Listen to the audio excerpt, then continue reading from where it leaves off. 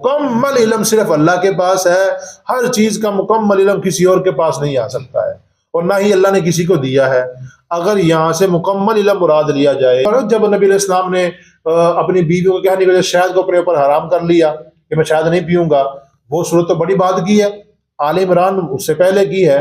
اگر آل عمران والی بات کو مان کے یہ کہا جائے مکمل علم مراد ہے، تو پھر نبی علیہ السلام کو وہاں پتہ ہونا چاہیے تھا کہ میری دو بیویوں نے آپس میں مشورہ کر کے مجھے شہد سے دور کرنا چاہا ہے۔ اما بعد فاعوذ باللہ من الشیطان الرجیم، بسم اللہ الرحمن الرحیم، ولا يحسبن الذین کفروا، اور نہ گمان کریں وہ لوگ جنہوں نے کفر کیا، انما نملی لہم، کہ بے شک ہم ان کو مہلت دے رہے ہیں، خیر ان کے لیے بہتر ہے، لینفسہم ان کے نفسوں کے لیے بہتر ہے، انما نملی لہم، بے شک ہم ان کو مہلت دے رہے ہیں، لیزدادوا اثما، تاکہ وہ گناہ میں زیادہ ہو جائیں، ولہم عذاب مہین، اور ان کے لیے ذلیل کرنے والا عذاب ہے۔ ما کان اللہ، نہیں ہے اللہ تعالیٰ، لیذر المؤمنین، کہ چھوڑ دے مومنوں کو، علی ما انتم علیہ، اسی حالت پر جس پر تم ہو، حتی یمیز الخبیث من الطیب، یہاں تک کہ جدا کر دے خبیث کو طیب سے، وما کان اللہ، اور نہیں ہے اللہ تعالیٰ، لیطلعکم، کہ اطلاع دے علی الغیب، غیب پر، ولکن اللہ، لیکن اللہ تعالیٰ یجتبی، چن لیتا ہے، من رسول، اپنے رسولوں میں سے، من یشاء، جس کو چاہتا ہے، فآمنوا باللہ ورسلہ، پس ایمان لاؤ اللہ تعالیٰ پر، اس کے رسولوں پر، وَإِن تُؤْمِنُوا، اور اگر تم ایمان رکھو، وَتَتَّقُوا، ڈرتے رہو، فَلَكُمْ أَجْرٌ عَظِيمٌ، تمہارے لیے بڑا اجر ہے۔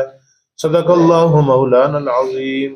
اللہم صلی علی محمد وعلی آل محمد، کما صلیت علی ابراہیم وعلی آل ابراہیم، انک حمید مجید۔ اللہم بارک علی محمد وعلی آل محمد، کما بارکت علی ابراہیم وعلی آل ابراہیم، انک حمید مجید۔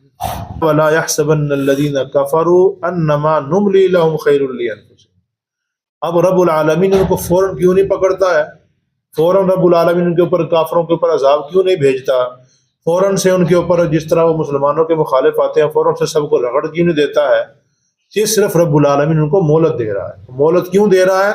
آگے رب العالمین نے سارا بتا دیا کہ وَلَا يَحْسَبَنَّ الَّذِينَ كَفَرُوا، کافر لوگ یہ گمان نہ کر کے بیٹھ جائیں کہ انما نملی لہم خیر لانفسہم، کہ بے شک جو ہم ان کو مہلت دے رہے ہیں وہ ان کے لیے بہتر ہے۔ نہ بہتر نہیں ہے، انما نملی لہم لیزدادوا اثما، ہم اس لیے مہلت دے رہے ہیں تاکہ وہ گناہ میں زیادہ آگے بڑھ جائیں۔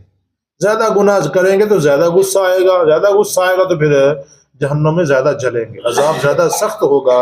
اس لیے اللہ نے فرمایا کہ وَلَهُمْ عَذَابٌ مُّهِينٌ، ان کے لیے پھر ذلیل کرنے والا عذاب ہوگا۔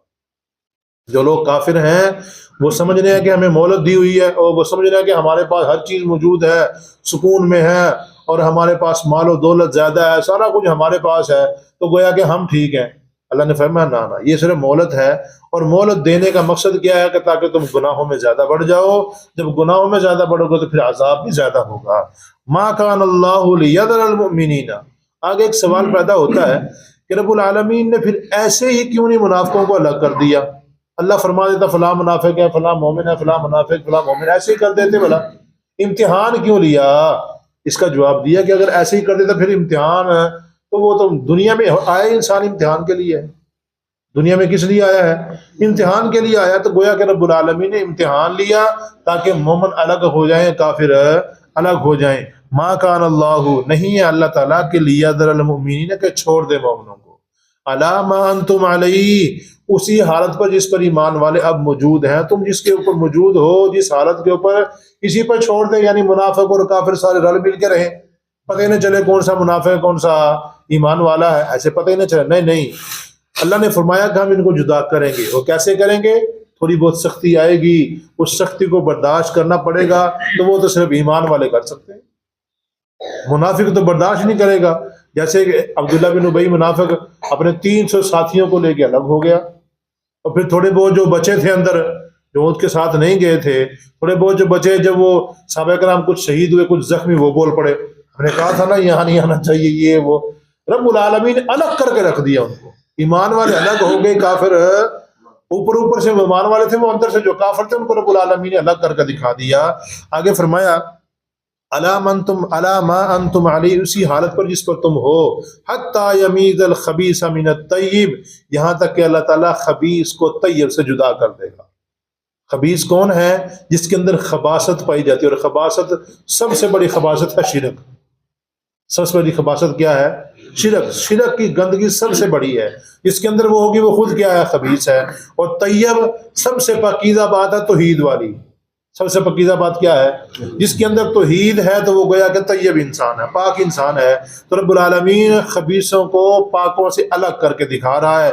وما کان اللہ لیطلعکم علی الغیب، پھر یہ کہا جا رہا تھا اللہ پاک ویسے ہی بتا دیتا، ضرور ایسے کرنا تھا. تو اللہ نے فرمایا وما کان اللہ لیطلعکم علی الغیب، اللہ پاک کسی کو غیب کے اوپر مطلع نہیں کرتا ہے. یہ غیب جو مکمل غیب بتا دینا کسی کو، یہ اللہ پاک نہیں کرتے ہیں. کل علم صرف اللہ کا حصہ ہے، کل علم صرف اللہ کے علم کا حصہ ہے. اللہ سے کوئی انسان کسی اور کے بارے میں کہے فلاں بندہ یا فلاں آدمی، فلاں پیغمبر، فلاں ولی سارے کا سارا غیب جانتا ہے، یہ انسان اللہ کی صفت میں شریک کرنے کی وجہ سے کافر بن جاتا ہے اور مشرک بن جاتا ہے. تو اللہ نے فرمایا وما کان اللہ لیطلعکم علی الغیب، اللہ پاک نہیں ہے کہ وہ مطلع کریں کسی کو غیب کے اوپر. ولیکن اللہ یجتبی من رسلہ من یشاء، لیکن اللہ اپنے رسولوں میں جس کو چاہے اپنی مرضی سے، رسولوں میں سے جس کو چاہے جو مرضی عطا کر دے، اللہ کی مرضی ہے. لیکن کل نہیں عطا کرتے ہیں، کل نہیں عطا کرتے. مکمل علم صرف اللہ کے پاس ہے، ہر چیز کا مکمل علم کسی اور کے پاس نہیں آ سکتا ہے، اور نہ ہی اللہ نے کسی کو دیا ہے. اگر یہاں سے مکمل علم مراد لیا جائے، بات دھیان سے سنیے گا، سمجھ زیادہ آ جائے گی انشاءاللہ. اگر یہاں سے کہا جائے کہ یہ مکمل علم مراد ہے، اور یہاں سے کہتے بھی ہیں یہ غالی جو لوگ کہتے ہیں کہ یہاں سے دیکھو یہ مکمل علم مراد ہے، اللہ نے فرمایا کہ اللہ پاک کسی کو غیب اوپر مطلع نہیں کرتا ہے، صرف اپنے پیغمبروں کو مطلع کرتا ہے. معلوم ہوا کہ سارا غیب اپنے پیغمبروں کو عطا کر دیتا ہے. اس کا جواب بالکل آسان ہے. 10واں سپارہ، کون سا سپارہ ہے؟ 10واں. اس کے بالکل شروع میں آتا ہے مردوا علی النفاق لا تعلمهم نحن نعلمهم، یعنی رب العالمین کے پیارے پیغمبر کے ارد گرد منافق گھوم رہے تھے. اللہ نے فرمایا کہ لا تعلمهم نحن نعلمهم، آپ نہیں جانتے ہم جانتے ہیں، آپ نہیں جانتے ہم جانتے ہیں. اگر وہیں پہ سارا علم دے دیا تھا، پھر آل عمران تو پہلے نازل ہوئی تھی، اس کے بعد تو سارا علم ہونا چاہیے تھا کہ نہیں؟ اس کے بعد اللہ نے فرما دیا کہ آپ نہیں جانتے ہم جانتے ہیں. جو آپ کے ارد گرد منافق گھوم رہے ہیں، آپ کو پتہ نہیں ہے کون کون سے منافق، کون کون سے ایمان والے. تو اس سے معلوم ہوا کہ یہاں پہ مراد کلی نہیں ہے، مکمل نہیں ہے، بلکہ بعض ہے. تو بعض اللہ پاک جس کو مرضی دے دے، اس میں کسی قسم کوئی اختلاف نہیں ہے. ہمارا بھی عقیدہ یہی ہے، اس کو مرضی اللہ پاک تھوڑا بہت اللہ پاک بتا دیتے ہیں، غیب کی خبریں بتا دیتے ہیں، لیکن مکمل جو علم غیب ہے وہ صرف اللہ کے پاس ہے. اور سورۃ تحریم یا ایھا النبی لم تحرم ما احل اللہ لک، او پیارے پیغمبر، جب نبی علیہ السلام نے اپنی بیویوں کو کہنے کے شہد کو اپنے اوپر حرام کر لیا کہ میں شہد نہیں پیوں گا، وہ صورت تو بڑی بات کی ہے، آل عمران اس سے پہلے کی ہے.